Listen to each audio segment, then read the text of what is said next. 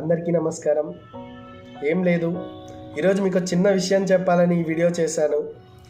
ఈ మధ్యకాలంలో మనం చూస్తున్నాం, అడ్మిషన్స్ అంటూ వివిధ కాలేజీల నుంచి, వివిధ స్కూల్స్ నుంచి, ప్రైవేట్ విద్యా సంస్థల నుంచి మనకి కాల్స్ వస్తున్నాయి. పిల్లల యొక్క తల్లిదండ్రులకి పదేగా ఫోన్స్ వచ్చి మీ పిల్లల్ని మా పాఠశాలలోకి చేర్పించండి, మా కాలేజీలోకి చేర్పించండి అంటూ కాల్స్ వస్తున్నాయి.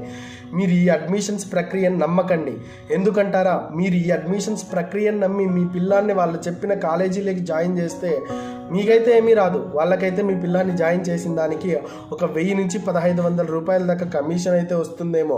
మీ పిల్లాని ద్వారా వాళ్ళ పాఠశాలకి ఎంతో ఫీజు వచ్చి వాళ్ళ యొక్క వ్యాపారం అభివృద్ధి చెందుతుంది. అంతేగాని మీ పిల్లవానికి నాణ్యమైన విద్య దొరకదు. ఈ పల్లెటూరులో ఉన్న పేద పిల్లల యొక్క తల్లిదండ్రులు పెద్ద కాలేజీ నుంచి ఫోన్ వచ్చింది అని రాగానే చాలా సంతోషపడుతున్నారు. దయచేసి వినండి.